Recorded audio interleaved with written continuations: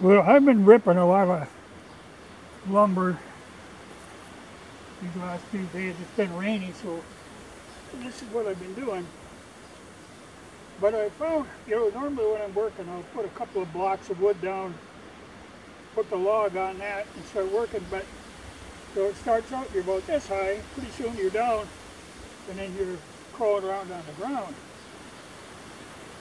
So I thought it'd be nice to make something just a little bit higher and perhaps more stable, because when I do it this way, you have to block it always, to keep it from tipping.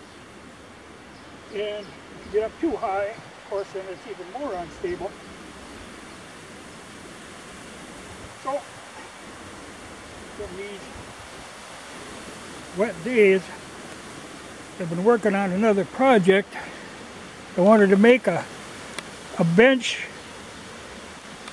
that's not as high as my, that ash workbench that I made.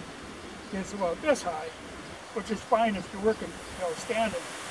But for a lot of projects, you're kind of wrestling like this, and rather than do it on the ground or on those little stumps, I wanted to make something a little bit higher. So this is 26 inches high, 30 inches wide, and a little over 6 feet long. So it's kind of a multi-purpose unit, but built very heavy.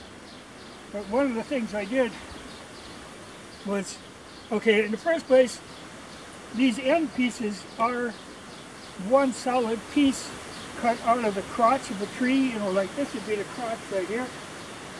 And it's similar to what I did for my shooting bench, but the theory behind it, when you get to a crotch like that, the grain tends to run like this. If you ever tried splitting one, you know. And it makes it very strong. So I used one big crotch, and this is stuff that I had cut over winter, that basswood I was hauling out of that stream bottom. So I split that in half and used that for these two pieces. Then these are pinned in with ironwood nails. I split them out of the ironwood that I cut over there too. But they're 3/4 inch, about 6 inches long. So they go way down in there. And, I realize not a lot of people do that kind of working, but what it does, it makes something very heavy, very stable, so you could put an elephant on this.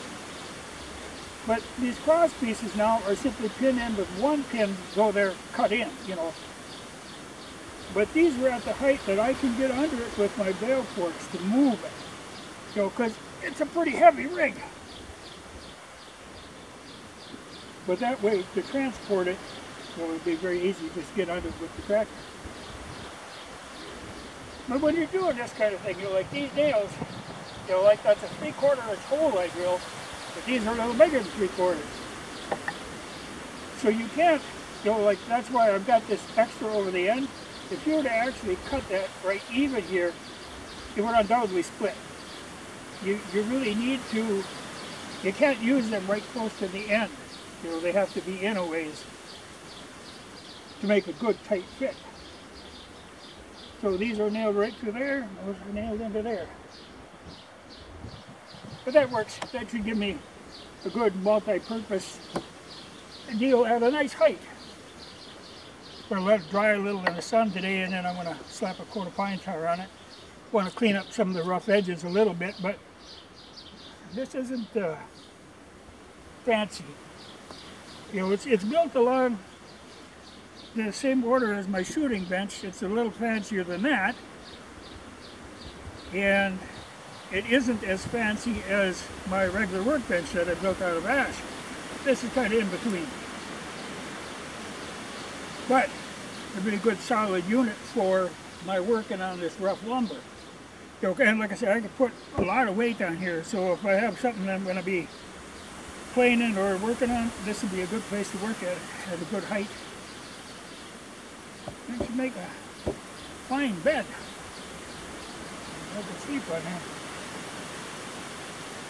But I like working with them pins, not using nails, just using those ironwood nails. Because that ironwood, you know, it's incredibly strong. It's got a twisted grain to it, so when you drive them in, they spin in kind of, so they don't work loose. I've never had an ironwood pin come loose. But you have to make them tight interference fit, and you've got to make sure, like I say, you can't pin them right at the end. But I got a few loose pieces of bark right here that I'll strip off before I pine tar it.